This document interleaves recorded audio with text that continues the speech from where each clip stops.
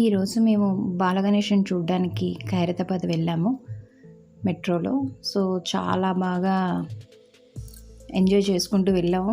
అక్కడికి వెళ్ళేసరికి చాలా క్రౌడీగా ఉంది. క్రౌడ్ ఎక్కువగా ఉంది. అదే టైంలో సీఎం గారు వచ్చారు. సో, అందువల్ల పీపుల్ ఎవరిని లోపలికి పంపించట్లేదు. ఎక్కడ పడితే అక్కడ గేట్లు క్లోజ్ చేసేసారు. సో, ఆయన ఉన్నంత వరకు మమ్మల్ని పంపించలేదు. కొంతసేపు అయింది. తర్వాత అతను వెళ్ళిపోయారు. అతను వెళ్ళిపోగానే మళ్ళీ మమ్మల్ని అందరినీ కూడా పంపించడం స్టార్ట్ చేశారు. ఫుల్ రష్, ఇసుక రేస్తే రాలని జనం అంతమంది ఉన్నారు. అంత రష్గా కూడా ఉంది.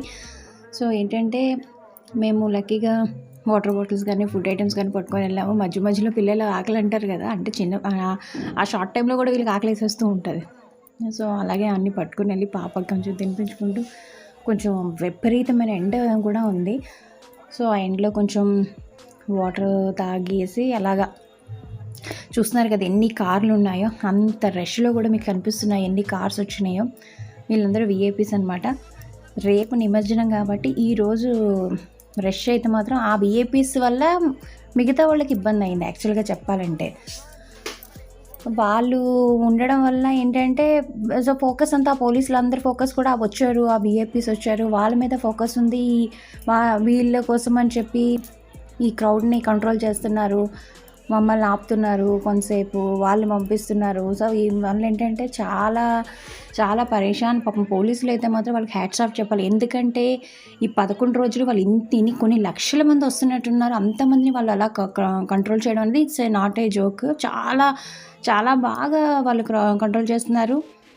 సో వస్తున్నారు మనుషులు, ఏది విపరీతమైన రష్ ఉంది. సో అంతమందిలో కూడా మేము మంచిగా వెళ్ళాము, గణనాథుని మంచిగా దర్శనం చేసుకున్నాము. చాలా హ్యాపీ అనిపించింది. సో కొంచెం జాగ్రత్తగా ఉండాలి.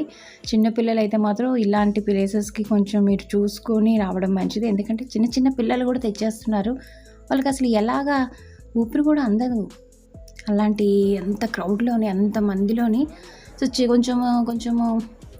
కొంచెం అంటే ఎత్తుకునే పిల్లలు కాకుండా కొంచెం మామూలు పిల్లలు అయితే ఓకే, ఎలాగోలాగా కొంతమందికి చూడండి అలాగ గుర్రబండి వేసుకొని అలాగా పైన పిల్లలను పట్టుకొని పైన పెట్టుకుని, ఎందుకంటే కిందన వాళ్ళు ముదిగిపోతారు.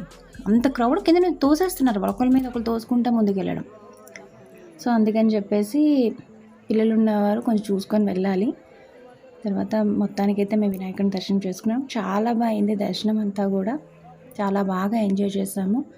కొంచెం ఒక 10-15 నిమిషాలు ఇబ్బంది పడ్డాను తప్పించి మిగతాదంతా బాగానే అయింది, చాలా మంచిగా అయింది.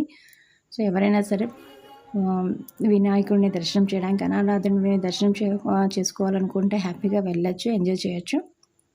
థ్యాంక్ యూ అండి. జై గణేష్ మహారాజ్కి.